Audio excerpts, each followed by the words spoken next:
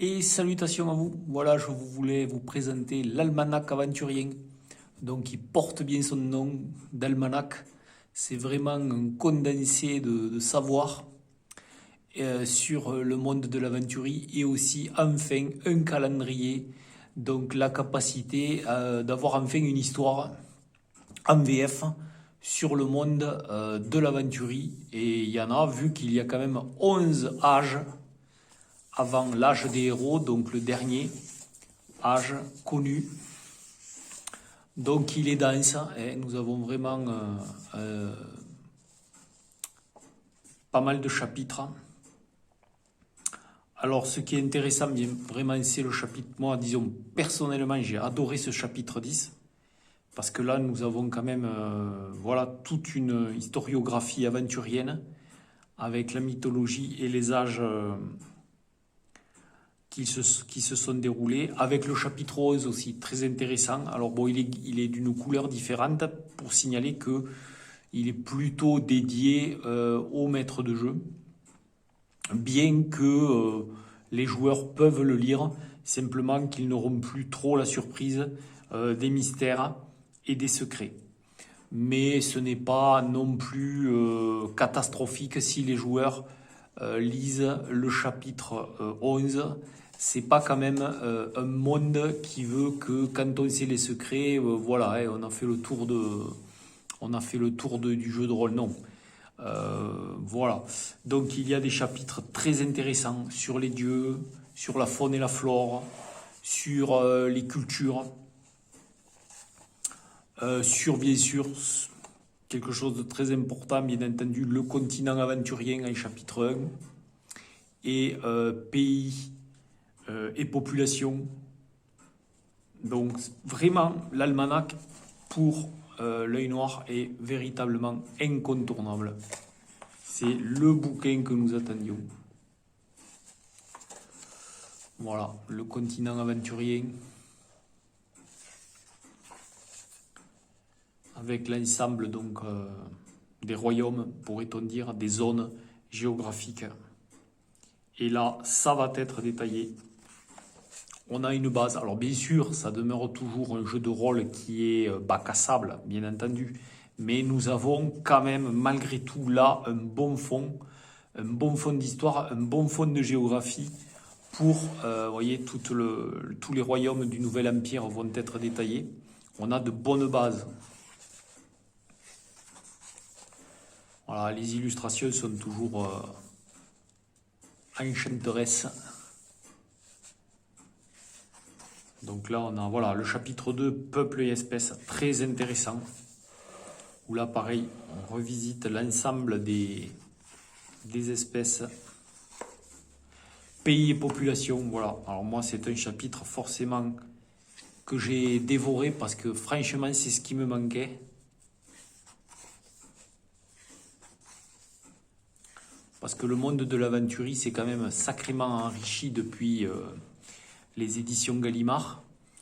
Et là, quand même, on a quelque chose aussi pour les vieux fans que je suis et que nous sommes certainement. Bon, ben voilà, c'est quand même une bonne, voilà, avec Nostri et Andergast, c'est quand même une bonne mise à jour de cet univers. Voilà. On pourrait dire, pour moi, il y a deux jeux de rôle, je dirais, qui méritent vraiment leur pierre dans le grand édifice que représente bien sûr le foisonnement du jeu de rôle aujourd'hui. Nous avons bien sûr l'incontournable, l'inénarrable Dungeons and Dragons, qui est aussi bien sûr le bac à sable américain. Et nous avons l'œil noir, qui est le bac à sable de la culture germanique. Voilà, c'est vraiment l'Europe et l'Europe avec l'œil noir et Donjons et Dragons, et bien sûr la Grande-Bretagne avec Donjons et Dragons. Les États-Unis et la Grande-Bretagne, ouais, voilà. Donc on a là l'aventurie du Nord et l'aventurie du Sud, bien sûr, qui est détaillée. Rien n'est oublié, la mer du Sud. Alors ensuite aussi très intéressant, les villes aventuriennes, ce qui nous permet quand même d'avoir déjà un socle commun sur à quoi ressemblent ces villes, comment elles sont gérées. Alors même si c'est court, c'est suffisamment quand même détaillé et précis, comme un bon vieux almanach, sur le renseignement de toutes ces grandes villes. Donc vous voyez, il y en a, hein, toutes les capitales sont passées en revue. On a quand même un petit survol au-delà de l'aventurie. Culture et connaissance. Donc là, bien sûr, on est dans l'exhaustif. On a vraiment tout le détail. Et voilà. On a les différents âges. Alors là, c'est la vision des Indes, et indiennes du découpage. Parce qu'on voit que l'histoire, forcément, n'est pas découpée en âge, forcément, par rapport aux cultures, bien sûr, qui ont vécu de l'aventurie. C'est-à-dire que forcément, les sauriens, les hommes lézards, les hommes serpents, forcément, n'ont pas le même âge que la culture humaine. Donc c'est vraiment, vous voyez, exhaustif de chez exhaustif. C'est vraiment le bouquin qu'il nous fallait. On a tout, vous voyez, là maintenant on rentre dans le droit, le poids, les monnaies, les taxes et impôts, bon, c'est vraiment... Et on bascule faune et flore. Voilà, ça c'est aussi un petit bestiaire, alors fort utile, hein, parce que là, on a des trucs qu'on n'avait pas dans le bouquin de base. Et bon, là c'est quand même, voilà, on a les ogres, les gobelins, les orques, bon, qui sont quand même dans l'œil noir plus ou presque incontournables, hein. Le troll aussi. Voilà, donc on a un petit bestiaire hein, qui est vraiment... alors entre le bestiaire aventurien et celui-là, bon, c'est bon, hein. Là je crois qu'on a de quoi faire. Parce que bon, le bestiaire du livre de base, il est presque anecdotique. Voilà. Un peu on a l'herbarium aventurien. Voilà, super. Là, vraiment, on voit le... Et les dieux. Les 12.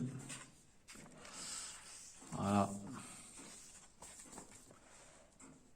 Alors, on avait déjà des éléments, quand même pas mal d'éléments hein, sur certains dieux au niveau du bouquin de base.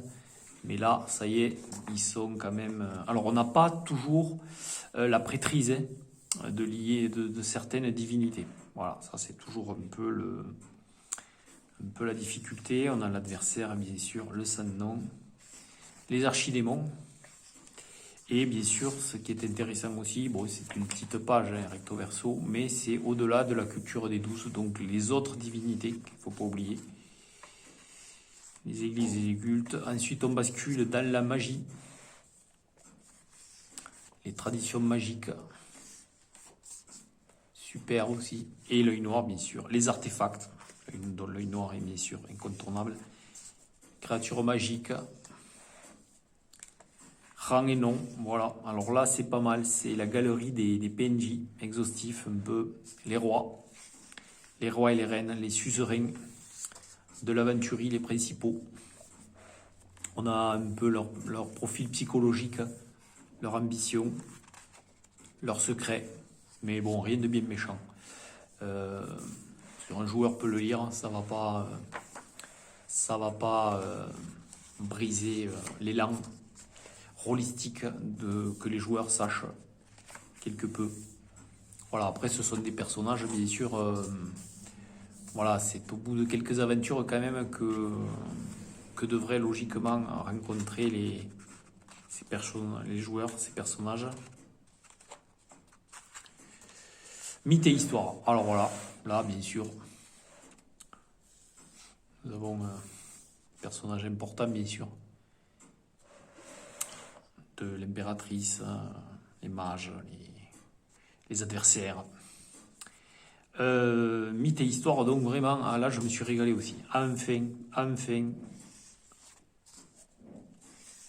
nous pouvons beaucoup mieux saisir la vaste histoire de l'aventurie. Avec l'ancien empire, le nouvel empire, les temps modernes.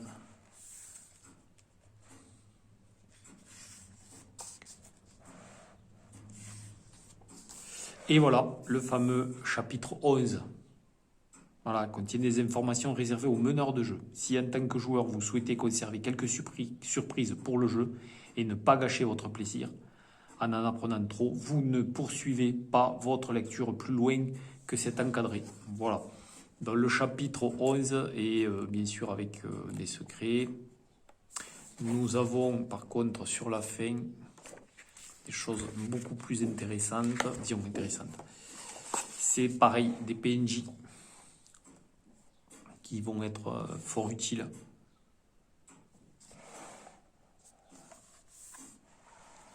Voilà, ça c'est assez intéressant d'avoir ces... Voilà, bien sûr un habituel index fort détaillé qui nous aide.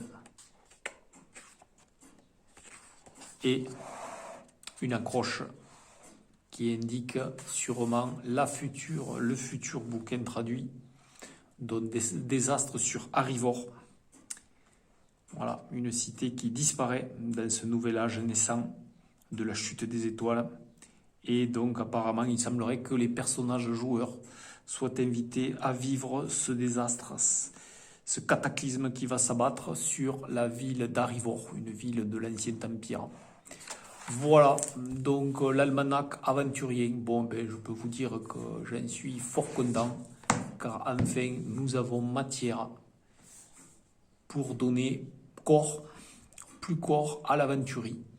Voilà, allez, à ciao, à la prochaine.